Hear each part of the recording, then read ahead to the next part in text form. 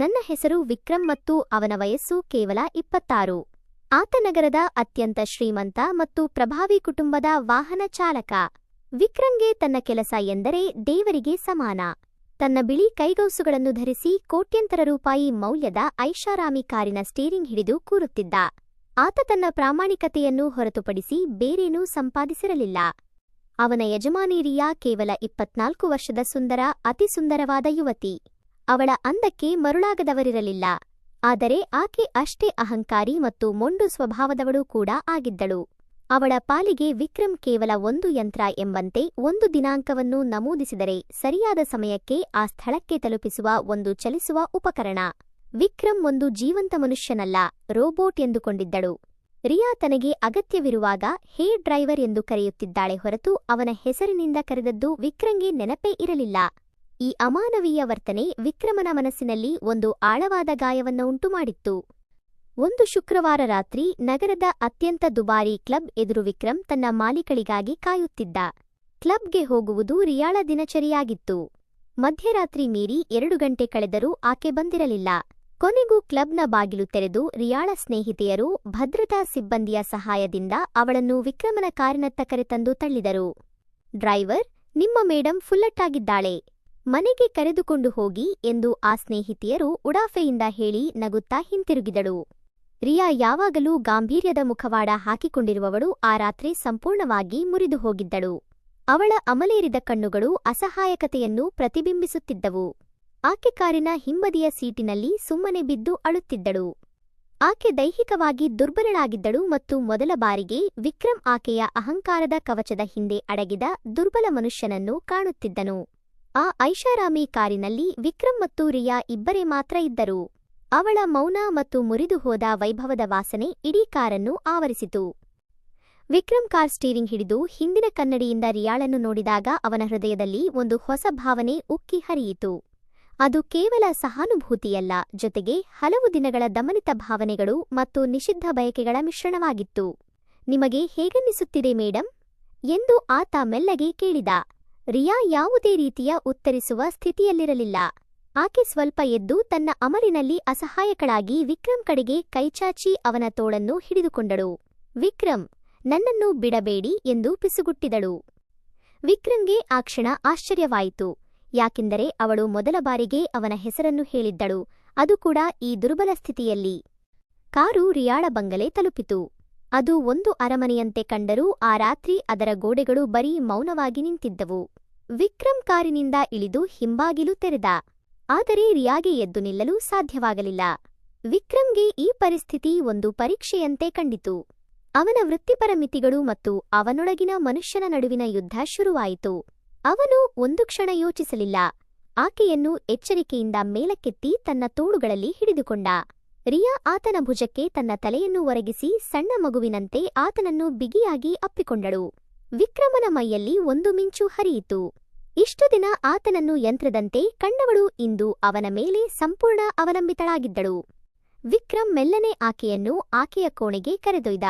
ಕೋಣೆ ಪೂರ್ಣ ಐಷಾರಾಮಿ ವಸ್ತುಗಳಿಂದ ತುಂಬಿತ್ತು, ಆದರೂ ಅದು ಒಂದು ಶೀತಲವಾದ ಒಂಟಿತನವನ್ನು ಪ್ರತಿಬಿಂಬಿಸುತ್ತಿತ್ತು. ವಿಕ್ರಮ್ ರಿಯಾಳನ್ನು ಮೃದುವಾಗಿ ಹಾಸಿಗೆಯ ಮೇಲೆ ಮಲಗಿಸಿದ. ಆಕೆ ತಕ್ಷಣವೇ ನಿದ್ರೆಗೆ ಜಾರಿದಳು. ಆ ಕ್ಷಣ ವಿಕ್ರಂಗೆ ತಾನು ಕೇವಲ ಚಾಲಕನಲ್ಲ, ಬದಲಿಗೆ ರಿಯಾಳ ಜೀವನದ ಮೇಲೆ ನಿಯಂತ್ರಣ ಹೊಂದಿದ ಒಬ್ಬ ವ್ಯಕ್ತಿ ಎಂದು ಅನಿಸಿತು. ತನ್ನ ಯಜಮಾನಿ ಅಸಹಾಯಕಳಾಗಿ ತನ್ನ ಕಣ್ಣ ಮುಂದೆ ಬಿದ್ದಿರುವಾಗ ಅವನು ವರ್ಷಗಳಿಂದ ಅವಮಾನದ ನೋವಿನಿಂದ ಅನುಭವಿಸುತ್ತಿದ್ದ ದಮನಿತ ಭಾವನೆಗಳು ಹೊರಬಂದವು.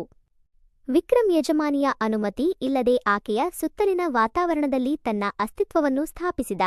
ಆಕೆ ತನ್ನ ಕೈಯಲ್ಲಿರುವ ಗೊಂಬೆಯಂತೆ ಕಂಡಳು. ಆತ ಅವಳಿಗೆ ಬೆಚ್ಚಗಿನ ಹೊದಿಕೆಯನ್ನು ಸರಿಪಡಿಸಿ ಅವಳ ಮುಖದ ಮೇಲಿದ್ದ ಕೂದಲನ್ನು ತೆಗೆದು ಮೃದುವಾಗಿ ಆಕೆಯ ಹಣೆಯನ್ನು ಸ್ಪರ್ಶಿಸಿದ. ಆ ಸ್ಪರ್ಶದಲ್ಲಿ ಕೇವಲ ಆರೈಕೆಯಿರಲಿಲ್ಲ, ಅದರಲ್ಲಿ ಒಂದು ಹೊಸದಾಗಿ ದೊರೆತ ನಿಯಂತ್ರಣದ ಭಾವನೆ ಇತ್ತು. ಈ ಕ್ಷಣದಲ್ಲಿ ವಿಕ್ರಮ್ ಕೇವಲ ಚಾಲಕನಾಗಿರಲಿಲ್ಲ, ಬದಲಿಗೆ ಆತ ರಿಯಾಳ ರಕ್ಷಕ ಮತ್ತು ಆಕೆಯ ಗುಟ್ಟಿನ ಕೀಲಿಯಾಗಿದ್ದ. ಯಜಮಾನಿಯ ನಿಯಂತ್ರಣ ಚಾಲಕನ ಕೈಗೆ ವರ್ಗಾವಣೆಯಾಗಿತ್ತು.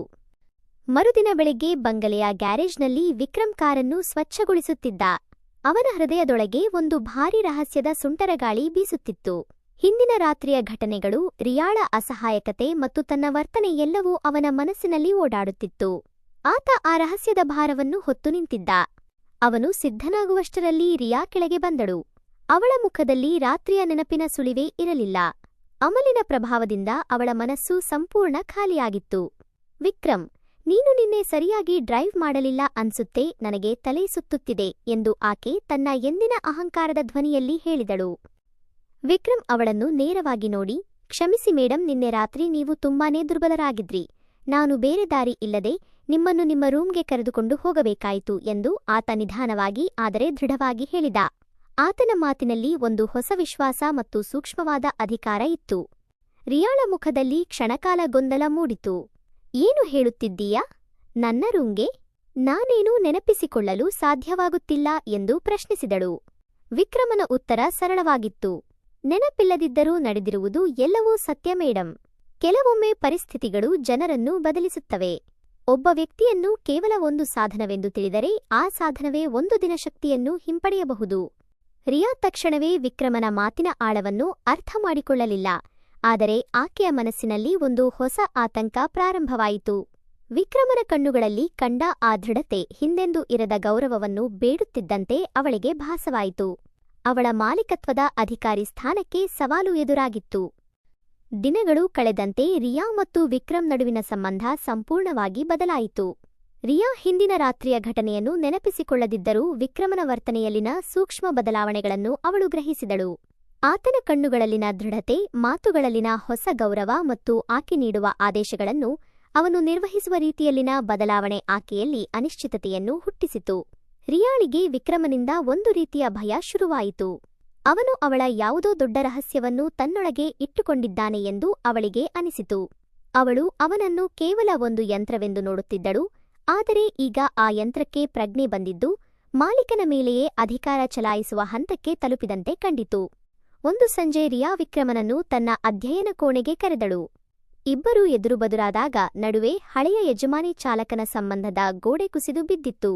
ಅಲ್ಲಿ ಇಬ್ಬರು ವಯಸ್ಕ ವ್ಯಕ್ತಿಗಳ ನಡುವೆ ಕೇವಲ ಒಂದು ಗುಪ್ತ ರಹಸ್ಯ ಮತ್ತು ಬದಲಾದ ಅಧಿಕಾರದ ಡೈನಾಮಿಕ್ ಮಾತ್ರ ಉಳಿದಿತ್ತು. ವಿಕ್ರಮ್, ನಮ್ಮ ಸಂಬಂಧ ಮೊದಲಿನಂತಿಲ್ಲ ಎಂದು ನಿನಗೂ ಗೊತ್ತು, ನನಗೂ ಗೊತ್ತು ಎಂದು ರಿಯಾ ನಿಧಾನವಾಗಿ ಮಾತು ಪ್ರಾರಂಭಿಸಿದಳು. ನಾನು ನಿನ್ನನ್ನು ಕೇವಲ ಒಂದು ಯಂತ್ರದಂತೆ ನಡೆಸಿಕೊಂಡಿದ್ದು ನನ್ನ ತಪ್ಪು. ಆದರೆ ಈಗ ಪರಿಸ್ಥಿತಿ ಕೈಮೀರಿ ಹೋಗಿದೆ. ಏನು ಕೈಮೀರಿ ಹೋಗಿದೆ ಮೇಡಂ ಎಂದು ವಿಕ್ರಮ್ ಆಕೆಯನ್ನು ಪ್ರಶ್ನಿಸಿದ. ನೀನು ರಾತ್ರಿ ನನ್ನ ಕೋಣೆಗೆ ಬಂದಿರುವುದು ನನಗೆ ನೆನಪಿಲ್ಲ. ಆದರೆ ನಿನ್ನ ಕಣ್ಣುಗಳು ಮತ್ತು ನಿನ್ನ ವರ್ತನೆ ನನ್ನ ಮನಸ್ಸಿನಲ್ಲಿ ಆಳವಾದ ಆತಂಕ ಹುಟ್ಟಿಸಿವೆ ಎಂದು ರಿಯಾ ಹೇಳಿದಳು. ಇದು ಇನ್ನೂ ಮುಂದುವರಿಯಲು ಸಾಧ್ಯವಿಲ್ಲ. ನೀನು ನನ್ನ ರಹಸ್ಯವನ್ನು ಇಟ್ಟುಕೊಂಡಿರುವ ಒಬ್ಬ ವ್ಯಕ್ತಿ ಮತ್ತು ನಾನು ನಿನ್ನನ್ನು ಮತ್ತೊಮ್ಮೆ ಯಂತ್ರವೆಂದು ನೋಡಲು ಸಾಧ್ಯವಿಲ್ಲ. ರಿಯಾಳ ಮಾತುಗಳು ಆಕೆಯ ದುರ್ಬಲ ಒಪ್ಪಿಗೆಯಾಗಿದ್ದವು. ಅವಳು ತನ್ನ ಅಧಿಕಾರವನ್ನು ಕಳೆದುಕೊಂಡಿದ್ದನ್ನು ಒಪ್ಪಿಕೊಂಡಳು. ರಿಯಾ ತನ್ನ ಮೇಜಿನ ಡ್ರಾಯರ್ ತೆರೆದಳು. ಒಂದು ದೊಡ್ಡ ಮೊತ್ತದ ಹಣವನ್ನು ವಿಕ್ರಮನ ಕಡೆಗೆ ತಳ್ಳಿದಳು. ಈ ಹಣ ಇಟ್ಟುಕೋ ವಿಕ್ರಮ್. ಇದು ನಿನ್ನ ವರ್ಷದ ಸಂಬಳಕ್ಕಿಂತ ಹೆಚ್ಚು ಇದೆ. ಈ ಕ್ಷಣದಿಂದ ನೀನು ನನ್ನ ಕೆಲಸವನ್ನು ಬಿಡಬೇಕು ಎಂದು ರಿಯಾ ಹೇಳಿದಳು. ಈ ರಹಸ್ಯ ಎಂದಿಗೂ ನಮ್ಮಿಬ್ಬರ ನಡುವೆ ಇರಲಿ. ನೀನು ಈ ಹಣ ತೆಗೆದುಕೊಂಡು ಹೊಸ ಜೀವನ ಪ್ರಾರಂಭಿಸು. ನಮ್ಮ ಹಳೆಯ ಸಂಬಂಧವನ್ನು ಅಂತ್ಯಗೊಳಿಸೋಣ. ಆ ಹಣದ ಮೊತ್ತ ವಿಕ್ರಮನ ಜೀವನವನ್ನೇ ಬದಲಾಯಿಸಬಹುದಾಗಿತ್ತು. ಆದರೆ ಆತನಿಗೆ ಹಣಕ್ಕಿಂತ ಮುಖ್ಯವಾಗಿ ತನ್ನ ಸ್ವಾಭಿಮಾನ ಮತ್ತು ಆ ರಾತ್ರಿ ಆತ ಗಳಿಸಿದ ಅಧಿಕಾರದ ಅನುಭವ ಅಮೂಲ್ಯವಾಗಿತ್ತು. ವಿಕ್ರಮ್ ಆ ಹಣದ ಕಡೆಗೆ ನೋಡಿದ, ಆದರೆ ಅದನ್ನು ಮುಟ್ಟಲಿಲ್ಲ. ಮೇಡಂ, ನಾನು ಚಾಲಕನಾಗಿದ್ದಾಗ ನನಗೆ ತಿಂಗಳಿಗೆ ಇಷ್ಟು ಬೇಕು ಎಂದು ಕೇಳುವ ಹಕ್ಕು ಇರಲಿಲ್ಲ. ಆದರೆ ನೀವು ಒಬ್ಬ ಮನುಷ್ಯನನ್ನು ಯಂತ್ರವೆಂದು ತಿಳಿದಾಗ ಆ ಮನುಷ್ಯ ಒಂದು ದಿನ ತನ್ನ ಮೌಲ್ಯವನ್ನು ಹೆಚ್ಚಿಸಿಕೊಳ್ಳುತ್ತಾನೆ. ನಾನು ನಿಮ್ಮಿಂದ ಹಣಕ್ಕಾಗಿ ಈ ಕೆಲಸ ಮಾಡಿಲ್ಲ, ನನಗೆ ನನ್ನ ಗೌರವ ಮುಖ್ಯ ಎಂದ. ಕೊನೆಗೂ ವಿಕ್ರಮ್ ಆ ಹಣದ ಒಂದು ಭಾಗವನ್ನು ಮಾತ್ರ ತೆಗೆದುಕೊಂಡ. ಈ ಹಣ ನಾನು ಪ್ರಾಮಾಣಿಕವಾಗಿ ಮಾಡಿದ ಸೇವೆಗೆ ಮಾತ್ರ ಎಂದು ತಿಳಿದು ಇಟ್ಟುಕೊಳ್ಳುತ್ತೇನೆ.